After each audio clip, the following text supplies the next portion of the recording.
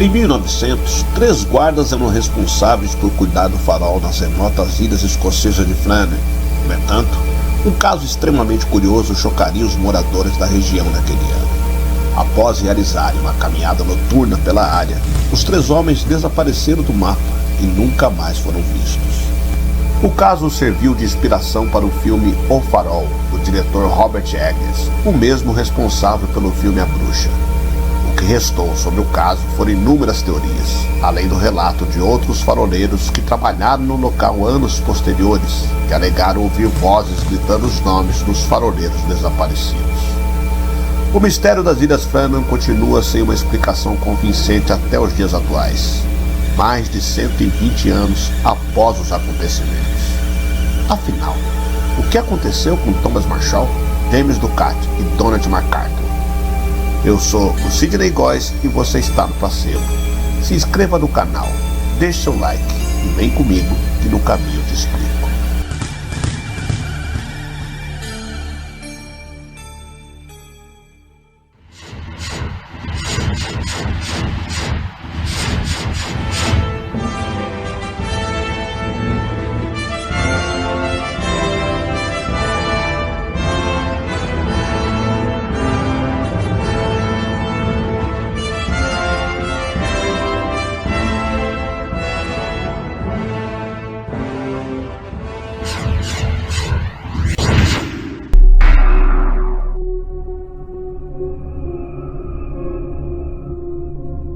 Em 26 de dezembro de 1900, um barco chamado Éspero, que saiu da Filadélfia, chegava na ilha Elmore, um dos 7 Ilhéus, também conhecido como os 7 Caçadores das Ilhas Flannan, na costa noroeste da Escócia.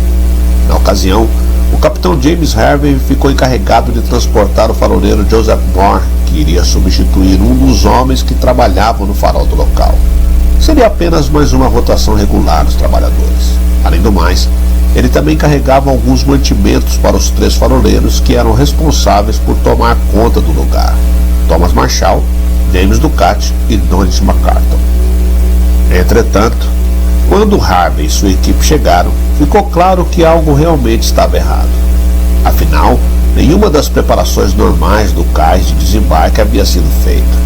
O mastro não estava hasteado, a luz do farol estava apagada, e quando o capitão tocou a buzina e acionou o sinalizador para atrair a atenção dos faroleiros, não obteve nenhuma resposta. As coisas ficaram ainda mais estranhas quando Moore desceu da embarcação e entrou na íngreme escadaria que levava ao farol, constatando uma sensação abrangente de pavor. Lá, ele observou que o portão do local estava trancado e no saguão de entrada do farol faltava 2 dos 3 casacos que costumavam ficar ali. Já no interior da casa, a mesa da cozinha continha pratos de carne, batatas e picles. Além do mais, uma das cadeiras estava virada, como se a pessoa que estava ali sentada estivesse saído com pressa. Para deixar o cenário ainda mais enigmático, o relógio da parede havia parado ao marcar as 2 horas. Essas pistas apenas levaram a mais perguntas. Por que um dos guardiões teria saído sem o casaco? E por falar nisso, por que os 3 teriam saído juntos quando as regras o proibiam? Alguém precisava ocupar o cargo o tempo todo. Então, algo em comum deve tê-los atraídos. Mas o que? Sem encontrá-los, Harvey enviou um telegrama para a sede do conselho responsável pelos faróis. Com isso, dias depois, Robert Moorhead, supervisor do conselho que recrutou os 3 faroleiros, chegou ao local para ajudar na busca.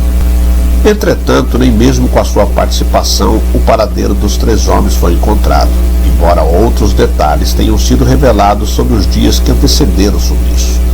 Ao analisar o diário do farol, Moorhead percebeu que as anotações feitas eram tanto quanto incomuns, isso para não dizer bizarras. No dia 12 de dezembro, Thomas Marshall disse que presenciou ventos fortes como nunca viu antes em 20 anos.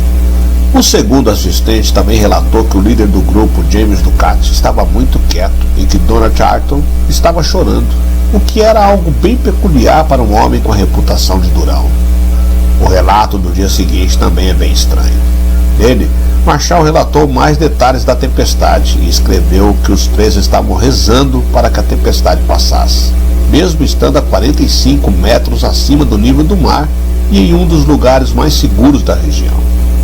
A parte mais estranha de tudo isso é que, segundo as previsões meteorológicas do local, não houve nenhuma tempestade na região nos dias 12, 13 e 14 de dezembro.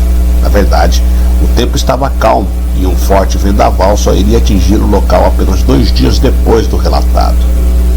Entretanto, tudo parece acabar no dia 15, quando houve o último registro. A tempestade acabou. O mar calmo. Deus está acima de tudo, escreveu. Com isso, especulações sobre o ocorrido correram soltas entre quem presenciou as buscas. Seria algo sobrenatural? Os faroleiros sofreram o ataque de criaturas marinhas gigantes. Houve um assassinato? Um ataque alienígena? Bem, para Murad, a explicação é muito mais normal do que se possam pensar. Com base em mais pistas encontradas no lado de fora do farol, como cordas que geralmente eram mantidas em uma caixa marrom a 20 metros acima da plataforma e um guindaste de suprimentos espalhadas pelas rochas, o supervisor deduziu que um caixote caiu no farol e, ao tentar recuperá-lo, uma forte e inesperada onda chegou e arrastou os 3 para o mar. Mas essa explicação jamais deixou as pessoas completamente satisfeitas, principalmente com as lacunas que não foram consideradas, como a falta de corpos, as condições supostamente calmas e a vasta experiência dos faroleiros em casos como esse. O que restou sobre o caso foram inúmeras teorias, além do relato de outros faroleiros que trabalharam no local nos anos posteriores, que alegaram ouvir vozes gritando os nomes de Thomas Marshall, James Ducati e Donald MacArthur. E depois de todos esses anos, ninguém sabe ao certo o que realmente aconteceu com aqueles 3 homens nas noites dentro do farol.